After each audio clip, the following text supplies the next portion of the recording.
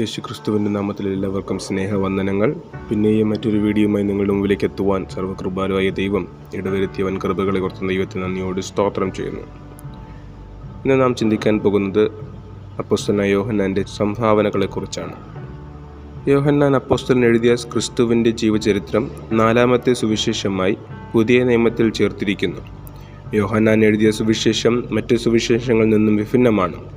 യേശു ദൈവത്തിൽ നിന്ന് ജനിച്ച ദൈവപുത്രനായ ദൈവമാണെന്നും അവൻ അനാദികാലം മുതൽ ഉണ്ടായിരുന്നവനാണെന്നും വചനം എന്ന ആശയത്തിൽ കൂടി വ്യക്തമാക്കുന്നു. യേശുവിൻ്റെ മനുഷ്യാവതാരത്തെ ചോദ്യം ചെയ്ത ദുരുപദേഷ്ടക്കാരന്മാരെ യോഹന്നാൻ എതിർത്തിരുന്നു. യേശുവിന് മാംസരക്തത്തോടു കൂടിയ ഒരു ശരീരമില്ലായിരുന്നുവെന്നും ശരീരമുണ്ടെന്ന് തോന്നുക മാത്രമായിരുന്നുവെന്നും അവർ പഠിപ്പിച്ചു. യേശുക്രിസ്തു ജഡത്തിൽ വന്നു എന്ന് വിശ്വസിക്കാത്ത വഞ്ചകന്മാർ പലരും ലോകത്തിലേക്ക് പുറപ്പെട്ടിരിക്കുന്നുവല്ലോ. ഈ വിധ ദുരുപദേശങ്ങളെ പ്രചരിപ്പിച്ച സെറന്തീസ് എന്ന നോസ്റ്റിക് ഉപദേഷ്ടാവിനെ യോഹന്നാൻ ശക്തമായി എതിർത്തു.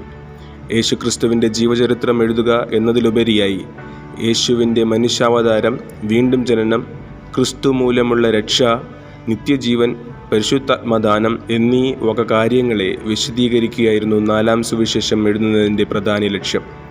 യേശുവിൻ്റെ ഉപദേശങ്ങളും ജീവചരിത്രവും അടങ്ങുന്ന ഒരു സുവിശേഷവും ശ്രേഷ്ഠമായ ഉപദേശങ്ങളടങ്ങുന്ന 3 ലേഖനങ്ങളും യോഹന്നാൻ വിശ്വാസികൾക്കായി നൽകിയിട്ടുണ്ട്. വിശ്വാസ പ്രത്യാശയെക്കുറിച്ചും വിശ്വാസിയുടെ ജീവിതത്തിൽ ഭാവിയിൽ വരാൻ പോകുന്ന മഹത്വകരമായ പ്രത്യാശയെക്കുറിച്ചും അനുഗ്രഹങ്ങളെക്കുറിച്ചും എതിരാളിയായ സാത്താൻ വരാൻ പോകുന്ന നാശത്തെക്കുറിച്ചും വിശദമായി പ്രതിപാദിക്കുന്ന വെളിപ്പാട് ഗ്രന്ഥവും അപ്പോസ്തലനായ യോഹന്നാൻ്റെ സംഭാവനയാണ്. യേശുക്രിസ്തുവിൻ്റെ അപ്പോസ്തലനും ശിഷ്യനുമായ യോഹന്നാന് ഇത്രയധികം കാര്യങ്ങൾ യേശു കർത്താവിന് വേണ്ടി ചെയ്യാൻ കഴിഞ്ഞെങ്കിൽ നാമും ഓരോരുത്തരും യേശുവിൻ്റെ ശിഷ്യന്മാരായിരുന്നു കൊണ്ട് ദൈവവചനത്തെ എതിർക്കുന്ന നമ്മുടെ കൂട്ടാളികളോട് നമുക്ക് സ്നേഹത്തെക്കുറിച്ച് പറഞ്ഞു കൊടുക്കാം, അവർക്ക് കർത്താവിനെ മനസ്സിലാക്കി കൊടുക്കാം. ഒരുമിച്ച് നമുക്ക് മുന്നേറാം. സർവശക്തനായ ദൈവം എല്ലാവരെയും അനുഗ്രഹിക്കുമാറാകട്ടെ.